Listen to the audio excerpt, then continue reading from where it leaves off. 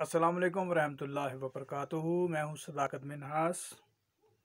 मेरे रुफ़का, मेरे टीचर्स, मेरे साथी दोस्त कहते रहे हैं कि मैं वीडियोस बनाऊं पायदार कुदरती निज़ाम काश्तकारी पे। तो अर्ज़ है कि इस निज़ाम को सीखने के लिए सबसे पहले तो थ्योरी है, सोच है, फ़िक्र है, माइंड चेंज करने की, माइंड सेट को तब्दील करने की ज़रूरत है। और उसके बाद फिर अपने ग्राउंड पे जाने की ज़रूरत है कि हम इसको इम्प्लीमेंट करते हैं वहाँ जाके।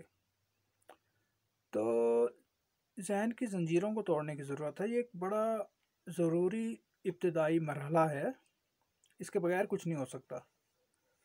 तो मेरे इंटरव्यूज़, मेरी फेसबुक पोस्टें सारी इस चीज़ की तरफ जाती हैं कि आपने इसको सीखना, समझना है, अपनाना है। मुल्क की जो है बेशतर हमारी काश्तकार आबादी जो है इसको अपना ले। तो ज़ुरे वाला ज़मीन की तैयारी करनी पड़ती है, ज़मीन को ज़िंदा करना पड़ता है, एक फॉर्मेट है उसका, वो बनाना पड़ता है। तो शुरू में तो सुनने में, देखने में तकलीफ़देह लगती हैं सारी बातें, लेकिन बाद में आराम होने वाला है। देखें, बिज़नेस में भी लॉसेस होते हैं, आपके बिज़नेस का नुकसान होता है, लेकिन ज़्यादा फ़ायदा हो रहा होता है। नुकसान कभी कभार होता है, वो बंदे को भूलता नहीं है, इंसान को, कारोबारी शख्स को नुकसान नहीं भूलता है। तो इसी तरह काश्तकारी में भी आसमानी आफतें हैं, कुछ हमारी नीयतें भी हैं। कल मैं बात कर रहा था वजाहत साहब से, तो मुझे बड़ी अच्छी लगी उनकी बात। उन्होंने कहा जी, ज़मीन का जो नूर है वो उसकी पहली तय है जो 6-7 इंच उसमें होता है। डेफिनेटली उसमें कुदरती हयात है, माइक्रोबायोलॉजी है, उसे हम डिस्ट्रॉय कर देते, कत्ल कर देते हैं जहर से, किसी और चीज़ से, ट्रैक्टर से, हल चला के। बड़े ज़रिए हमारे, हमने बड़ी आसिफ शरीफ साहब मेरे दादा उस्ताद मोहतरम फरमाते हैं कि हमने बड़ी मेहनत से 40 साल ज़मीन को मुर्दा किया है। तो बहुत जल्दी तब्दीली ना तो जहन में आ सकती है और ना फिज़िकली वहाँ पे थोड़ा ज़ोर लगेगा, लेकिन ये कि उसके बाद आसानियाँ होने वाली हैं इंशाल्लाह। तो जो तरीका हमें पता चल गया हुआ है वो ये है कि आपने बहुत सारी चीज़ें छोड़ देनी है। लाइक कम से कम 5 चीज़ें, किसी भी किस्म की खाद नहीं डालनी है, हल नहीं चलाना है आपने, पानी ज़्यादा नहीं देना, बीज ज़्यादा नहीं डालना, आपने स्प्रे नहीं करना। बताएं, अब सारा कुछ ना करके आप फसल अच्छी उठा लें तो और क्या चाहिए आपको। लोग तब्दीली या इस चीज़ को नहीं सुनना चाहते।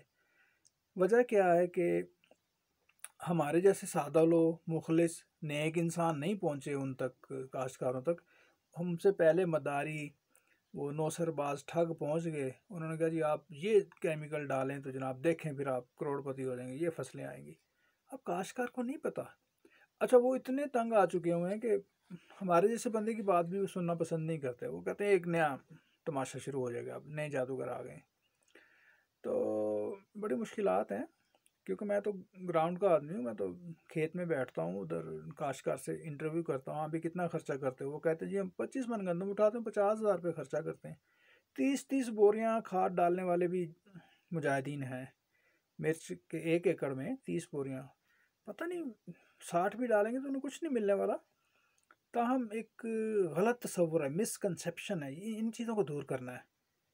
काश्तकार बहुत पिसा हुआ है, बहुत मरा हुआ है। जैसे ज़मीन हमने मार दी है, इस तरह काश्तकार जो है ना वो तबाह है। तो सबको बचाना है, इंसानों को बचाना है, ज़मीन को बचाना है, काश्तकार को बचाना है। तो जी इसका एक तरीका होता है, आप ज़मीन का हार्ड पैन तोड़ते हैं सबसे पहले, फिर उसमें आप हल चला, पानी से उसको वाटर वॉश करते हैं, फिर उसमें हल चलाते हैं, उसको लेज़र लेवल करते हैं, फिर आप उसकी बेड फॉर्मेशन करते हैं, पटड़े बनाते हैं 42 इंच चौड़े, जो ट्रैक्टर के पहियों के दरमियान में आ जाए। ट्रैक्टर चलाना पड़ता है आपको सीडलिंग के लिए, ये जो सीडर होते हैं उसके लिए, और हार्वेस्टिंग के लिए। छोटे 1-आधे एकड़ की खैर है, वो इंसान हाथ से भी कर सकता है, उसमें बीज उगा सकता है, कोई इशू नहीं है। तो बड़े एरियाज़ के लिए जो एकड़ों मुरब्बों में हो, तो उसमें ट्रैक्टर के चलने की ज़रूरत है।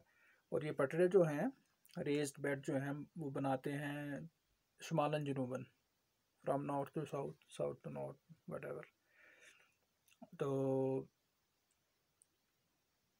बेड और मल्चिंग ये कम्बिनेशन है, एक विनिंग कम्बिनेशन है। इससे फिर सारी जो है कुदरती हयात ज़मीन में पनपना शुरू हो जाती है, चल पड़ती है। अल्लाह ताला बड़ा मेहरबान है, जब जब से हम यूरिया इस्तेमाल करना छोड़ते हैं तो हमारी ज़मीन ज़िंदा होना शुरू हो जाती है, उसमें केंचुआ पैदा हो जाता है, उसमें माइक्रोब्स होते हैं, तो ये कॉलोनी बन जाती है कि उसका नेटवर्क है। सारी साइंस है ये। इसलिए उस मल्चिंग से एक टेम्परेचर मेंटेन हो जाता है जो मुआफिक माहौल होता है, एग्रीबल एनवायरनमेंट क्रिएट होता है इनके लिए, जो आपकी कुदरती हयात है, खुर्दबीनी हयात है, केंचुए के लिए भी। ये टेम्परेचर होता है 20 से 30 डिग्री सेंटीग्रेड के दरमियान। इसमें वो सारी माइक्रोबायोलॉजी है और आपका काम आसान हो जाता है। नेचर अपना काम करना शुरू कर देती है, तो नेचर को अपना काम करने दें, किसान अपने लिए, फिर आपकी सहूलतें। आप सोते हैं, केंचुआ गोडी कर रहा होता है, ये हल भी केंचुआ चलाता है, गोडी भी वही करता है।